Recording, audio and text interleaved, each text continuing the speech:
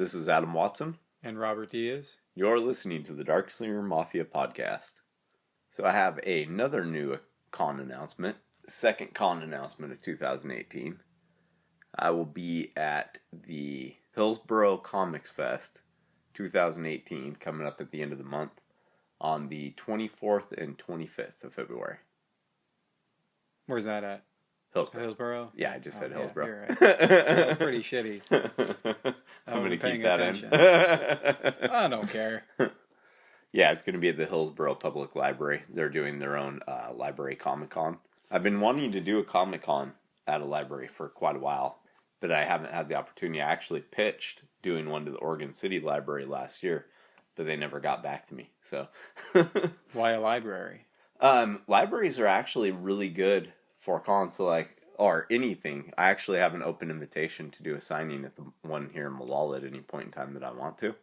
But I figure to make the best impact of the one in Malala, I should wait until I have a few graphic novels in stock so that it's things the library actually carries. Because as of right now, I only have one graphic novel.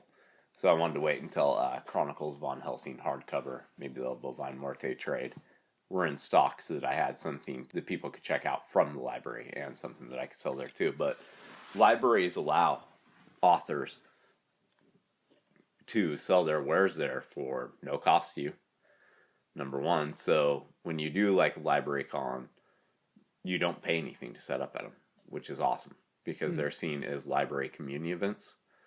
And they're all publicly funded. Yeah, they're publicly funded and they have lots of resources for you to use. So like this one, they're doing panels. So I'm actually going to be on potentially 2 panels of this one.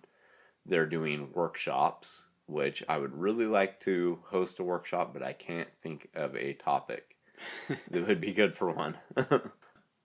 Since people are going to the library primarily, or at least you hope primarily, to get things to read, it's a great place because it's outside of a comic shop, so you're going to hit a whole different target demographic. I'd never really think to go to the library much, but a girl I work with, she works at a library. And which library? I have no idea. Oh, okay. Couldn't tell you. But she checks out a lot of comics from the library. Yeah, I've read a lot of them from there. I just never thought to go there. It's great when you want to try a series, but you don't know if you actually want to invest like $20 buying a trade paperback, and it's way too late to buy like the first issue in comic form. I just read a whole lot of reviews and then buy something. That's fair, but most of the time reviewers aren't going to have the same taste I am. Yeah, I suppose so. So, if you can check out like the first volume, read it for free or whatever. Or even like if I want to read something but I don't know that I actually want to own it. Like I wanted to read American Vampire, right? I'd like to read that. And I thought before I checked it out from the library that after I read the first volume that it was going to be something I'd want to own, right? Well, I'm glad I checked it out from the library because it absolutely was not something that I felt the need to have in my collection. But at the same time, I was interested enough that I wanted to see where it went, sort of one of those things like, I kind of want to read this comic, but I don't know if I want to invest a bunch of money into it. It's where it usually comes in handy if you have a friend who's into it and they don't mind loaning it out, right? But if you have a library that carries it, you don't need that friend. So I checked out all the volumes that were published of it a couple years ago and read them all, and I enjoyed it enough, but I found a lot of weak points in the writing, and it wasn't something that I felt I needed to have on my shelf. So, works out pretty well for stuff like that. I just use an app on my phone to check stuff out from libraries. Well, then you're still checking out some from the library. Yeah, but I hadn't known about this app till maybe a little over a year ago, maybe about a year now. Yeah, because you can do digital checkouts at libraries now. I don't like reading books too much on my phone. Mm-hmm. Neither do I. I own a Kindle with books on it, and I've read some books, but especially on my phone, no. Audiobooks, though, it's great for that. Because it's all free. Yeah, and you can check out audiobooks, right? Yeah. Yeah. And other counties usually let you get a card from them even if you don't live there. Right. Because they all share a lot of stuff. Yeah, and if it's a digital checkout, it's not like you're going to have any late fees on it, right? Yeah, automatically returns it. Yeah, so you don't have to worry about that either. That's pretty cool. I gave out a bunch of comics the other week to my friends at work. They wanted to read stuff. And I gave them that set of 4 of Gambit that you gave to me, and the girl took him home to her house. She lives with a few people, and one of the guys because they exchange comics within there. He was looking at it. He thought it was cool because he liked Gambit, but she didn't know what he looked like in the comics back then. Most of her experience was in that really awful Wolverine movie. Oh. I liked Gambit in that movie, though. It was about the only part I liked about him. I wish they would have given him more. I wish they would have, too. I actually thought the guy who played him was a pretty good fit for the character. I like that guy. Did you like the issues? She hasn't read them yet. Oh, okay. I just brought in stuff and handed it to I like them. those issues. Those are old Fabian Nicieza comics, if I remember right. I liked it. So you're talking about the first Gambit miniseries, right? I couldn't tell you. The first cover is all black and has like gold foil cards being thrown, right? I think so. I don't remember. That's the Fabian Nicieza first series. It was good. Yeah, they announced this week that the Channing Tatum-led Gambit movie is on an indefinite hiatus. Oh, good. Yeah, I agree. I did not like him. We're not going to be touching on movies very often in this podcast, but this is the one time that I'm just going to say I'm so glad that is not. He's just such. I hope it never comes out, right? Yeah, Channing Tatum would have made an excellent Cyclops if they wanted to recast an older Cyclops. I think he would have been good for that. He just didn't have the look. No, he's way too beefy. Yeah, I would not have enjoyed it. I'd like to see a Gambit movie though. I would just have him included in stuff. It doesn't need to be a whole movie. It's too bad the guy from Lost is so old now. Because the guy who played that main guy in Lost, Sawyer. He was the southern guy with the it. kind of like mid-length hair, and he was the guy that you just got the impression was a thief because he was always stealing from everybody. That's a pretty easy way to get the impression, right? Is when you steal stuff. But in Lost, he basically played a non-acrobatic version of Gambit already. I think his real name's Josh Holloway, maybe. I have no idea. I didn't really watch that show. Well, you should just watch like the first through third episodes just so you can see why I think that this guy should be Gambit. But he might be too old now. I'm not sure how old he looks now. But I haven't seen him in anything for a while. But he would have made a good one. Channing Tatum's fucking awful. No, yeah. I want some giant yoked Gambit. Right? With probably a shitty accent. Oh, God. He would have done such a horrid accent. Yeah. We're getting off topic. Yeah, we're way off topic here. That's okay. It's still comic related. Well, yeah, I suppose. Anything else about the new con? I don't have too many more details yet. I've seen the guest list, all that, but it was... People you know?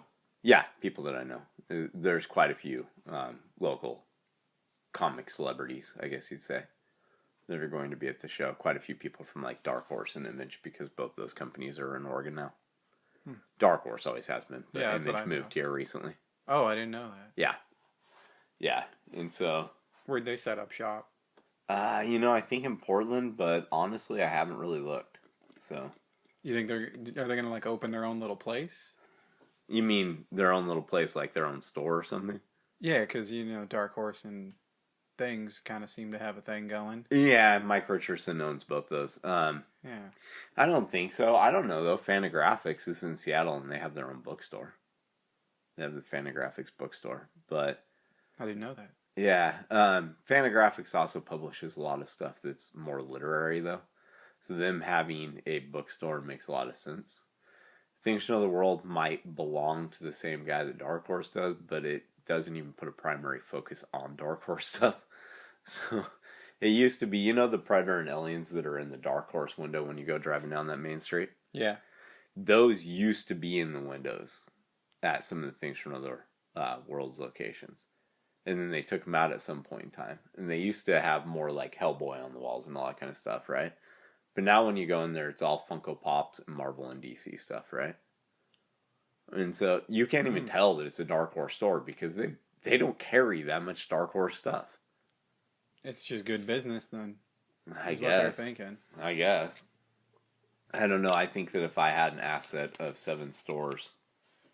There's 7 of those? Yeah, there's 7 of those. I think there's still 7. There was like 14 at one point in time. Because there were several locations in Oregon and California both.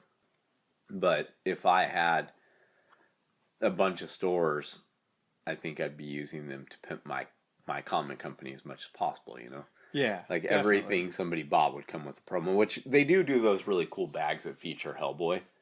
So I guess that is, you know, like promotional there. But I would just have all kinds of Darkslinger promos being given out all the time. In any case, I doubt Image is going to open up their own store, but I have no idea. They're doing an Image Expo Day here, I know that. Because I just saw that. A different thing. I don't know if it's happening at the con or not, but a couple of years ago they did Image Expo and it was an actual, like, big convention, right? And it was a convention that wasn't just open to Image creators, it was open to anybody, just like any convention. They're just the big people at it. Yeah, basically. It was like where they announced all the Image news and all that. And it was big enough that I thought they were going to continue it. But then last year, I think they didn't have it at all, right? And then this year they announced Image Expo, but it seems like it's more of a press day where they're inviting press to come and hear all their announcements for 2019 and all that kind of stuff. It didn't really seem, it is probably going to feature some great big huge news about the new Spawn movie reboot. I'd be surprised if it didn't about that. And I'm sure there's going to be a huge amount of press for Walking Dead, something Walking Dead related. I only found out about it like this week, and I guess it's happening in a week and a half or something like that. So I don't think it's an actual convention. I think it's just, you know, them talking. Yeah, basically. Doesn't sound very fun. I don't know. I mean, if you're comic press, it might be pretty fun, but or if you're just like super into Image properties. Well, they have some cool stuff. Oh yeah, definitely. Definitely. And I will definitely be seeing the Spawn movie. I don't know that I need to go to a press conference for the Spawn movie though. But I would definitely, you know, I'm very interested in seeing the movie. Were you a fan of the old one? The old movie? Yeah. Not as much as I was the cartoon. I never watched the cartoon. The cartoon is excellent. So, you know, everybody always goes on and on about Batman the Animated Series from the 90s, and rightfully so, right? There are 3 cartoons from the 90s that majorly stick out to me as kind of doing new things with cartoons and moving them beyond what you'd sort of seen before, right? So you had the Batman Animated Series, which just had this excellent animation. Every episode was like a mini movie, basically, right? Or most of them were, at least. It looked excellent. And you had this voice cast that was just outstanding. And the voice cast really has not been matched yet, you know, since then. That's why they had kept all bunches of the same people to do stuff. But they also did things in the Batman Animated Series that weren't considered cool to be doing in kids' cartoons anymore. Like they took a look back at the old Max Fleischer. Is it Max Fleischer? Cartoons. No idea. Okay, so like Superman was a cartoon series in the 40s that the Batman Animated Series actually takes its animated look from.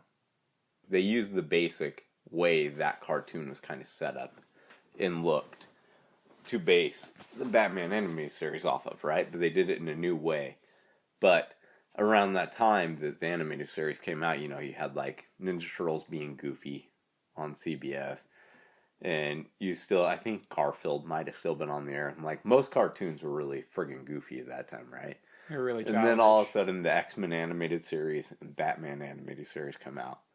And they're awesome, and they're kind of dark for cartoons. I mean, the Batman animated series was really dark. It was literally dark. It was literally dark. They did that on black. Yeah.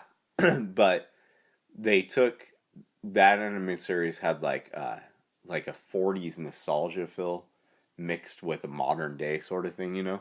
Like an old school detective noir look. Yeah, exactly. That had never been done in pulp, by the way, not noir. Whatever. That had never been done, to the best of my knowledge, in a mainstream cartoon, right? But then the Max is another one that really sticks out. The Max was amazing. Okay, the Max is, in my opinion, the best of the first run of the Image comics.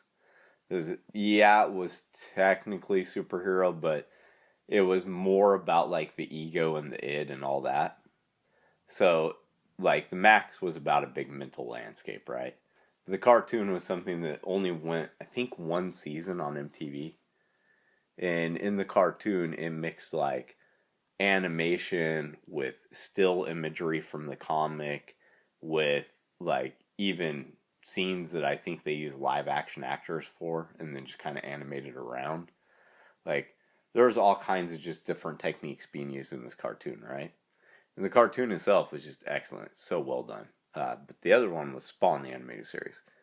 So the Spawn comic, the original, like, Todd McFarlane issues, there's nothing wrong with those, but they are extremely 90s superhero, kind of on the verge of goofy if you go back and read them now, because everything about those was just, what did Todd McFarlane think was cool, right? It's like, Todd McFarlane thought having claws on your hands was cool, right? So Spawn's got those, and he's got a big flowy cape that makes no sense with the one direction because it's cool. It was pretty cool. And hey, it is cool because sometimes you got to be like, fuck anatomy or sense about where the wind is coming from or anything like that. It's all about the character looking cool, right? And Spawn captured that better than damn near anything. The animated series, okay, so the movie that was based off it was more goofy, right? Kind of a little bit more like comic, in my opinion. The movie was kind of cheesy almost. Yeah, and when I've read the terrifying. Original comic series, like prior to issue number 20 or so, it's pretty cheesy in a lot of scenes, right? And even after number 20, it kind of stays that way, but it did get progressively darker and a little bit more legitimately adult themed at some point in time. I think it was probably when Greg Capullo came on as artist. You may know him as a guy who worked with Scott Snyder on. I know. Okay. Yeah. Yeah, you've heard him on Batman. Yeah. But the animated series was kind of like the animated style of the Batman animated series, but in a completely adult fashion. So, literally adult, not just... it was an HBO show. So there was boobies. Oh, more than boobies. It had, sex scenes. It had people getting ripped apart, decapitated. And Keith David voiced Spawn. Can you put him to something else? Okay, Goliath from Gargoyles. Oh, that dude's a badass. Yeah. That show was awesome. You kind of expect through the whole thing that all of a sudden he's just going to be totally redeeming his character and quit being an asshole because it's a cartoon, right? But he's pretty much a fucking asshole through the whole thing. Yeah, that's why I missed it, though, because 90s, that's not something I could ever have watched. It holds up, though. I watched it just a few months ago. It holds up, so go back and watch it. I didn't even know about HBO in the 90s. That's fair. Go back, find that, watch it. You'll love it. I saw it on there on HBO when I had HBO, but I just never clicked on it. Well, you should. I don't have HBO anymore. Well, you could probably find it on DVD for a couple of bucks a DVD. Yeah, maybe. I see it at Goodwill all the time, so I know you can. Should we move on to we should move on. More pressing topics in your life? Kickstarter, how's that going? It's going pretty well, I think. I'm 37% funded. I finally found out that Facebook ads do work to some degree. So that made me happy. As I had that $30 coupon that I was talking about last week, and I was just not sure at all if I was getting any results from it. But then finally, someone had commented that they had backed on the post that was being promoted as an ad. And it wasn't a person who had previously liked the Darkslinger page. So they saw that because of the boosted ad. And they, in fact, had backed. And so I was like, awesome, So it's worth the free money that you're using. It's worth the free money. Now, the question is it worth past the free money? I guess that'll depend on how this all goes in the end. It does. I'm debating on pumping like maybe $10 a week into it for the remainder of the campaign.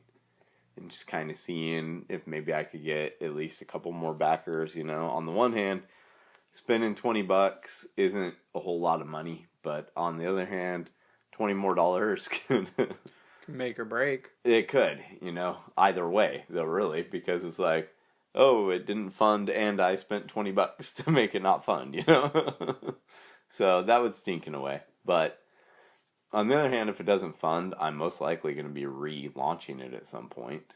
And so I would want to have the ability to talk to the audience I had gathered during the first run. So, but I don't want to talk like that. I want to talk like it's going to fund for sure. It's going to fund. It's going to fund. So. Still got plenty of time. There's plenty of time, and there's a lot of promotion I'm going to be doing. So I was featured on 2 podcasts this week. I have another for sure podcast lined up this week. Cons. I have a con. Well, I have one con during the course. Oh, yeah, does the other one not of the campaign? So the Kickstarter ends on the 22nd, and the library con is the 24th and 25th. So close. So close.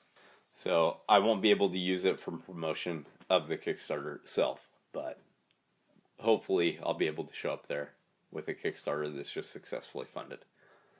That'd be pretty great. It would be, yeah. Here's hoping. Mm-hmm. So how did your podcast go? Which ones were they? I was on Nerd Nation Radio and the Worst Comics Podcast Ever, which I think Worst Comics Podcast Ever is horribly titled because that was an awesome interview. I thought that guy, great.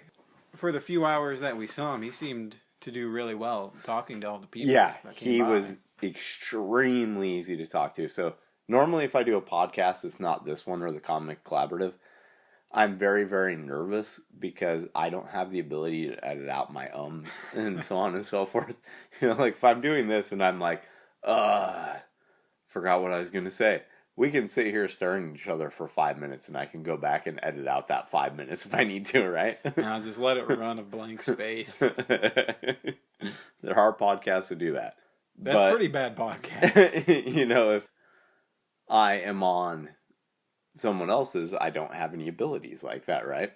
But I got to say, like talking to him, I was immediately put at ease. He was extremely easy to talk to.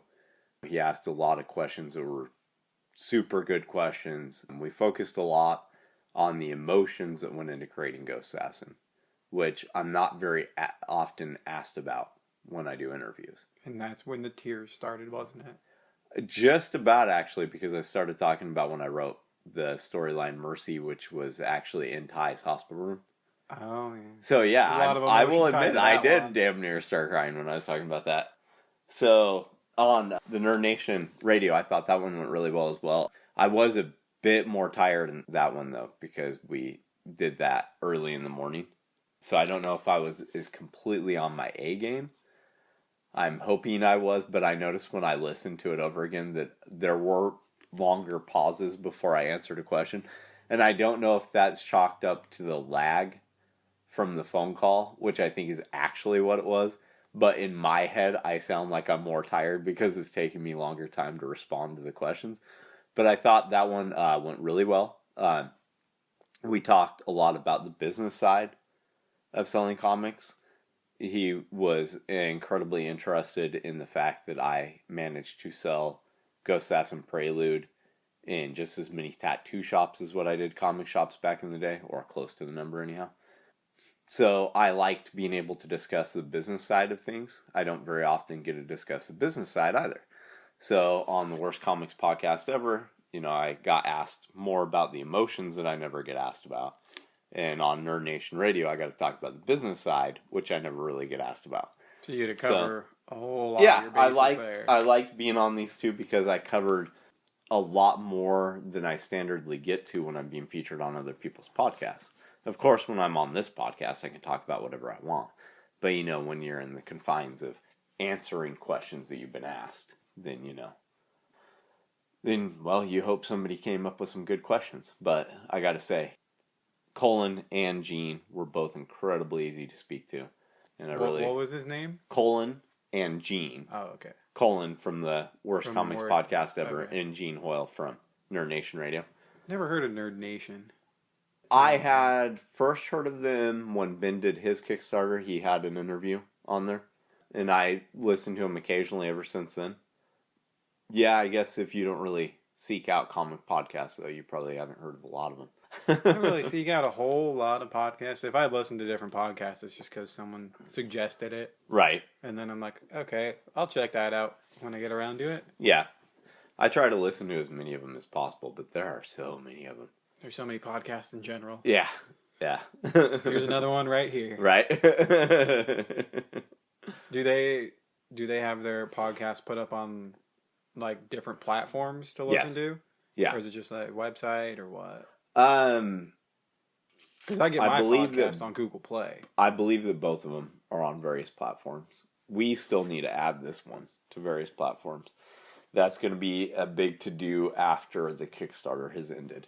I don't even know how to do things like that. Like, how do you go about that? It's not that hard to do. It's just that it's time-consuming. I wonder if it costs. It's got to cost. It depends. If you go through a service like Podbean, it's like $12 a month for all the hosting and all that stuff you want. But included in it, they also automatically submit it to like Spotify and the iTunes store and all that kind of stuff. They do that for you? I think they do that for you, yeah. I think it's included in the $12 a month. That's pretty cool. Yeah, and honestly, it probably would be worth the $12 a month. But that's all just stuff that I have to look into. The only places I've been posting this is the website and YouTube channel. So I need to start covering more of the basis of places that people find podcasts. Well, those biggest things that I would think are Spotify, iTunes, and Google. Mm-hmm. Yeah, Spotify is how I listen to the majority of the podcasts I listen to. I've never done that. But I subscribe to... From what I understand, iTunes is still the number one place that people download podcasts. That was the first place I listened to podcasts. Yeah. Was them. Just because Alex had iTunes I at the time. am an Apple guy. You know that, right? Yeah, I do. And I don't like iTunes. No? So, no. I don't know why. I'm just not a fan of the iTunes platform. So I love everything Apple except for iTunes. So, don't get me wrong. I'll more than happily offer my stuff for download there because I know there are a lot of people who like it, but I have never personally learned to like iTunes. Some people the platforms don't really work for. Yeah. When I listen to stuff like this or stuff, like songs and things like that, I like Spotify. Or I can do it as a radio broadcast. And, after it plays one thing, it automatically goes to the next and I don't have to download anything, I like that. And I think iTunes you can do that kind of thing with now too, right? To just have your music run like that? Yeah, but I like the streaming element of Spotify though, I'm actually, I bet Apple does a streaming service as well. I'm sure they do. Yeah. I don't know. I always use Google, and then I started using Spotify because a couple friends do playlists on there, and I can take theirs. Right. And that's what they use. And you get, for like 99 cents, you get 3 months for a Christmas deal. Yeah. So it works out that way too. I hate ads though. Yeah. Well, who doesn't? This is where we cut to an ad. Ghost Assassin is now available via Kickstarter. What are you doing with El Bovine Muerte? With El Bovine Muerte, I am on the second page of the Ghost Assassin commercial right now. When this posts tomorrow, it'll be just 2 days away from the third page. So I have 4 pages in total for the Ghost Assassin commercial story. And I have a Valentine's Day pinup that I am most likely just going to run as a special Tuesday update. It's been a long time since I did 2 updates in the same week for El Bovine Muerte, but I don't want to throw off the Ghost Assassin commercial, so since I have a Valentine's Day update, I think I'm just going to run it as a special edition image and do 2 updates that week. I like it. You like the Valentine's Day image? I like the cow. Yeah. I think it looks pretty damn good. I'm really happy with it. And yeah, Muerte is this kind of a chibi plush looking character. I think works really well. It does. That's the fun of it. Is it's all goofy. Right. You can do whatever you want. Yep. And I love the holiday pinups. You know that. The first pinup that was ever done for El Bovine Muerte was actually a Valentine's Day image. But that one hasn't been posted for a really long time. So I haven't had a Valentine's Day image for, 7 years now? Something like that? I have no idea. That's That's longer ago than Is that longer ago than I've known you? I think it is. No. Yeah? We've known each other for about that long. Well, when did Maybe. the last Harry Potter movie come out? Ooh. Okay, so yeah, I guess we've probably known each other that long. Yeah. Holy shit. Because that's the night we met. Maybe that was 2010, Alex, 2011. Something like that. Alex wanted us to go to the premiere of Deathly Hallows Part 2, right? Yeah, because we had went and to we part met that one. night, and you barely talked. And then some little kid came up to me and asked me if I was dressed up as Voldemort, remember? No, I might have been off walking at that point, because I had brought a friend with me. At that point, my tattoo on my right arm was just the skeleton of the vampire, and it didn't have Robert and Ezekiel or the wall of skulls around my wrist on it, right? And I didn't have a hat on that night because it was a really, really warm night, right? So I had my head shaved, and I have this tattoo on my arm, and this little kid comes up, and he's dressed up like Harry, right? He's got to be like 7, 8 years old, maybe, right? He comes up, and he's looking at my arm. He's like, "Can I look at that?" It's like, "Yeah," so he's all looking at it, and he's like, "So how do you call the Death Eaters with that?" I'm like, "What?" He's like, "Well, you're Voldemort, aren't you?" I'm like, no. His mom's all apologizing, but I was laughing because I thought it was funny, Had you known much about Harry Potter at that point? Yeah. Oh, okay. Yeah. I had watched the original movie with my nephew when he was a little kid. And then when my kids came along, Trinity was severely into Harry Potter. So we watched movies all the time, and I read them the books when they were little kids. So. I still love those movies. Yeah. And books. Oh, I do too. Yeah. The last movie's so phenomenal. Really good stuff. Yeah, I've listened really to those audiobooks a lot. Yeah. So back to the point of Elbow Vine Marte, though, man, we're getting off topic really bad all night long tonight. So after the 4-page Ghost Assassin story runs, then it's time to post issue number 4. 8 pages are completely done as of the recording of this podcast. So by the time the first page posts, it'll probably, with the rate of speed we're going, it'll probably be pretty much complete, drawn and colored. Nice. Yeah, that would be my guess anyway. You're gonna turn it into print, right? It will be eventually. Yeah. What about your Valentine's cards? You should get a little print of that. I would really like to do cards with those. I actually have a Ghost Assassin Valentine's Day image too. So I've definitely thought about that. But if I do that, I want to do them school Valentine's Day style. Oh, yeah, definitely. Where they have like the waxy fill on one side, and all that. And then you can write on the other side. Like to, from, and all that. Yeah. I'm not even sure what type of printing is used in Valentine's Day cards, but they never feel like gloss or anything like that. It's like wax is what it feels like, right? No idea. I can't remember anymore. Oh, okay. They always feel like wax to me. I don't have kids to deal with that. That's yeah, that's fair. But there are a couple of images that I think would be cool to do as those. So there's this image that's going to be posted for Valentine's Day this year. And then there's the Ghost Assassin image that's a Valentine's Day image, which is one that when people are going through my poster box, they're always like, what's the story behind this image? There's got to be a story because it's David and Melissa on a motorcycle with a ghostly blue heart behind them. And they're like on this ghost bridge over a city, right? So the ghost bridge totally was not my idea. Nothing about that was my idea. That was just like, I just said, them on a motorcycle going through and there'd be a heart with a sniper scope over it in the background, right? And then Bruno took it and kind of turned it into to that, and he added some flourishes like the ghost bridge and all that. But I was like, you know what? It works because this is just a for fun image, right? So people ask me about that. I'm like, well, it's Valentine's Day, and I want a Valentine's Day image. This doesn't seem to fit with the rest of it.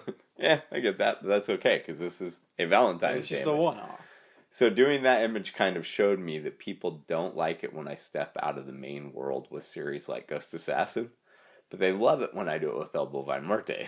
Because he's funny. He's comical. Right. So I got to keep the humor in the comedy book, apparently.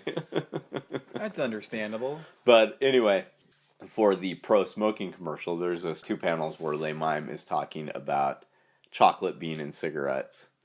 And the woman's coming up to him thinking that he's going to be giving her the chocolates because he's saying, they're a good thing to give your sweetie. And then he tells her, no, not you. Shoot, go away. So I would love to put those as like that was my pro Valentine's for the first panel, second panel, anti-Valentine's Day cards, right? That'd be pretty good. Yeah, I think it'd be fantastic. So I don't think I'll be able to pull off printing up Valentine's Day cards like that this year. But who knows, for next year, maybe. I'm sure I'll be doing a con in February around this time again next year. Sell little packs of sell them or just give them away for free promos, know? Either way. Yeah. Why not, fun. Right? Yeah. They're fun. Mm-hmm. Possibly age appropriate. I would say that if you're taking the 2 panels out of context where they're not, number one, the majority of people who pick these are probably going to be adults because they're going to find it funny and they want to, Oh, yeah.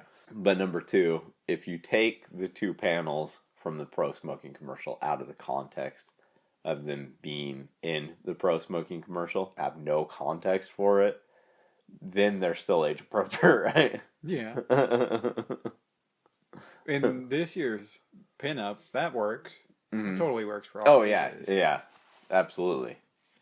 But yeah, I would love to do a little Valentine's Day pack that had all of that stuff in it. I think it'd be fantastic. Be so we just got a new backer on the Kickstarter while recording this, so that's pretty awesome.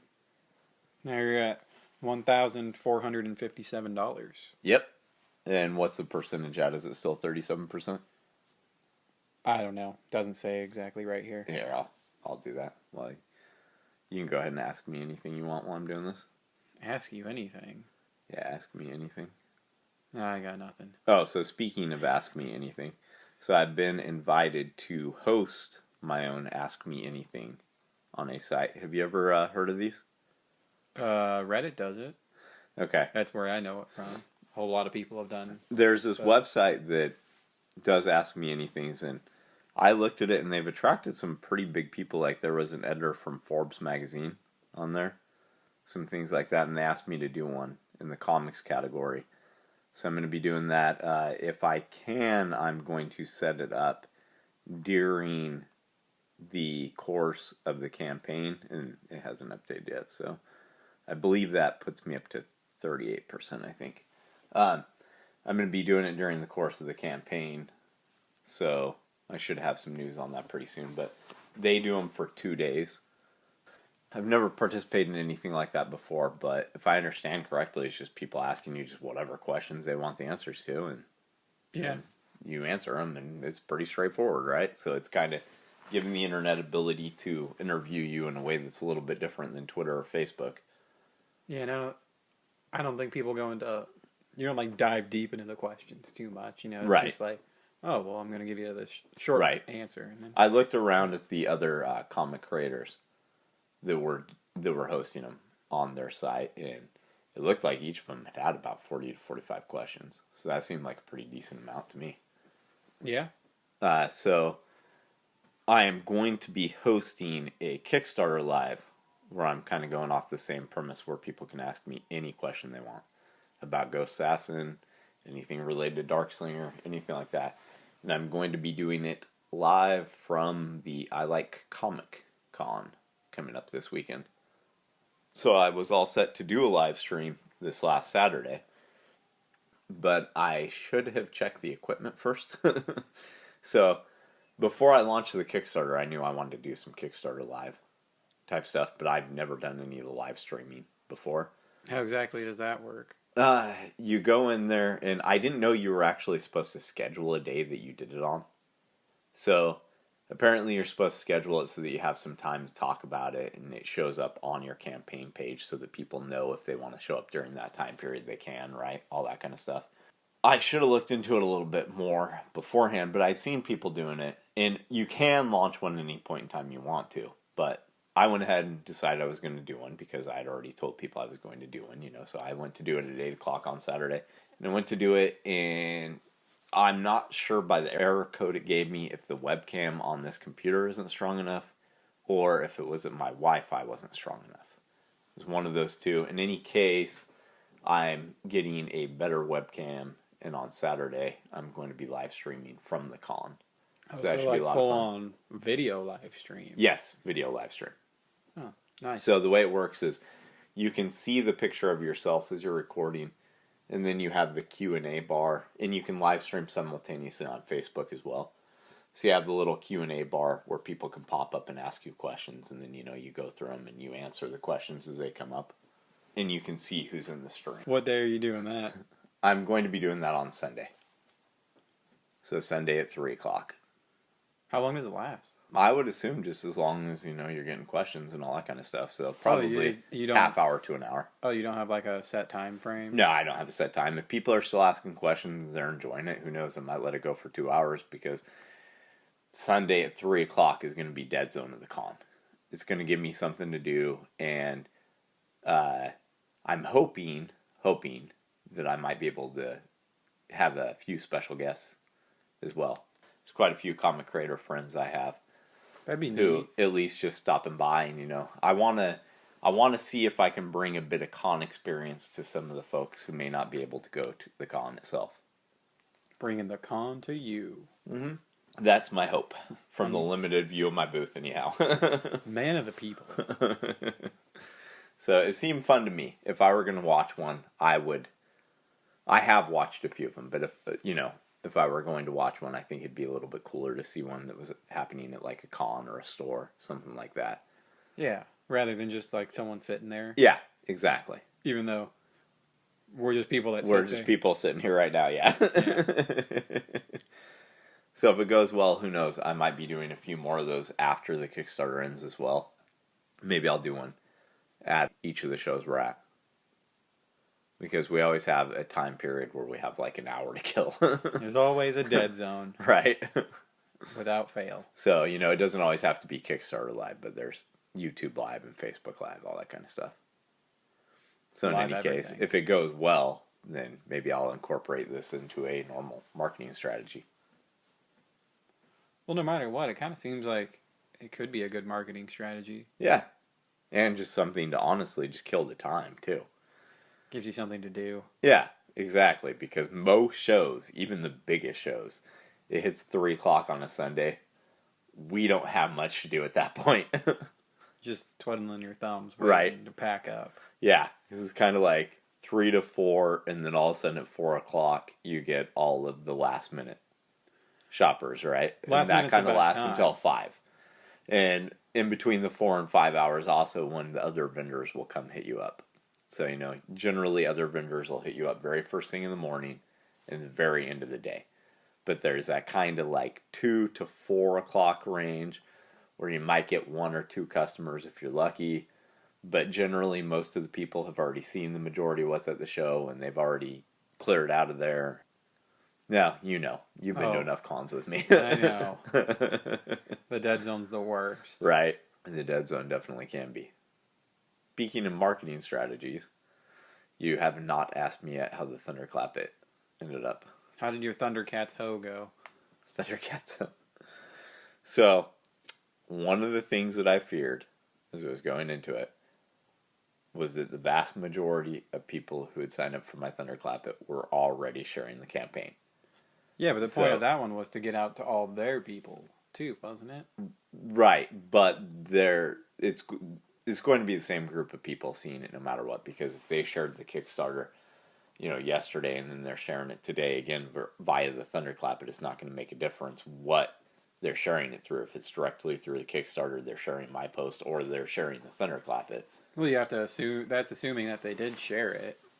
Well, I saw them share it. That's why I'm saying that. Oh, because I did it, but I didn't share. Yeah. I shared word of mouth, but that's about it. Well, I appreciate that all the same. In any case, so, that's not a bad thing, though, because if people are already sharing it, who cares if they're doing it through Thunderclap it or they're doing it just, already doing it. Yeah. So I cannot yet tell if I actually gained any new backers that way or not. It's hard to tell. I'm going to look at all my Google Analytics when I have time to stop or sit down and check it all out. But there was one negative thing that came of the Thunderclap it. So, after it went live, I got a message from a gentleman asking me how I posted something on his Twitter account. And I'm like, well, what are you talking about? Well, Darkslinger Comics posted on my Twitter account, how did you do that? I was like, well, did you sign up for my Thunderclap it? I don't know what a Thunderclap it is. So I looked at his Facebook page. His Facebook page also had a post from the Thunderclap it. And right under his name, it said shared via Thunderclap it. So I knew it was Thunderclap it, right? So I told him that's what it was. And then I had to explain to him what it was. Bear in mind, he signed up for it. So he just didn't know exactly what he was getting into. That's what I take it as. He didn't read what it was. Was he upset though? Well, so I was trying to figure it out because he seemed legitimately mad, right? Or at least that's kind of the way I read it, which is hard to say because reading emotions through a post or through a message on Facebook, that's difficult to do. Yeah. But what I finally figured out through the course of the conversation with him is that he thought that I had hacked his Twitter. Oh, okay. I was like, I wouldn't hack your Twitter, number one. Number two, why would I hack your Twitter just to put one message about my Kickstarter? Like, that would be the silliest hack in the world, wouldn't it? Got you good. You did one post of my Kickstarter. Like, I don't think that would be all or worth all the work that you would have to do to hack somebody, right? Probably not. That's what I'm thinking. When he figured out what it was and how it got on his page, he told me he's just having a stressful day, and I was obviously having a stressful day too. But it ended up just perfectly fine. But at the same time, I was just kind of blown away because I couldn't believe he thought that I hacked his Twitter account. That's pretty funny. It wasn't for me. You would think that you would notice. And it wasn't for him because he thought somebody hacked into his account. That's awful, Well, if he saw it on his Facebook and he saw it on there... I don't know that he did see it on his Facebook was the thing. And he should have known that he signed up for it. Yeah. He should have, but... I guess maybe he didn't remember. He might have signed up for it, the first weekend of the campaign, and there were 3 weeks in between the Thunderclap It campaign launching and it actually posting something. Yeah. So, a lot can happen internet-wise in that time. And he was probably someone who was nice enough to sign up on my birthday. So I felt really bad that he felt like he had got hacked over this. At the same time, I was like, what do I have to gain by doing a hack to share one post? And if you're going to do that, wouldn't you want to hack somebody who had millions of followers? Just saying. Yeah, that would be the best way for one. Right? One single post. Yeah, one single post. You got to get better at hacking. Right, apparently. Thank you very much to all the backers on the Ghost Assassin Kickstarter. If you aren't yet a backer, there's still time. You can head over to www.ghostassassin.net. We have some great incentives on there. For just $25, you can get 3 limited edition raw editions of Ghost Assassin number 1, 2, and 3. The physically printed color edition of issue number 1 and a PDF of issue number 1. You can get a metal print at the $100 level. The $300 level, you can get drawn in as a ghost. So how cool is that? Who wouldn't want to be drawn in as a ghost by Joel Kotajar? It's better than being drawn in as a live person. Oh, I agree with that. But, I'd love to be drawn in as a ghost by Joel. Well, you could have that. I could have that, but... for $300. Yeah. I can't back my own Kickstarter. Thank you very, very much to all of you who have pledged thus far. That's going to be it for this week's Darkslinger Mafia podcast. You can find us at www.darkslinger.com. And while you're there, if you don't mind taking a second, sign up for our mailing list. We send out newsletters every week with details about upcoming Darkslinger comics releases, conventions we're doing. It includes behind the scenes stuff. Some of it you're going to hear on the podcast as well, but there's a lot about the newsletter that's different than this as well. So you can find us on Facebook. We have fan pages for Chronicles Von Helsing, Ghost Assassin, Elbow Von Muerte, and Darkslinger Comics. You can find us on Twitter, Tumblr, Instagram, LinkedIn, Google+. That's it for this week. I'm Adam Watson. I'm Robert Diaz. Thank you for listening.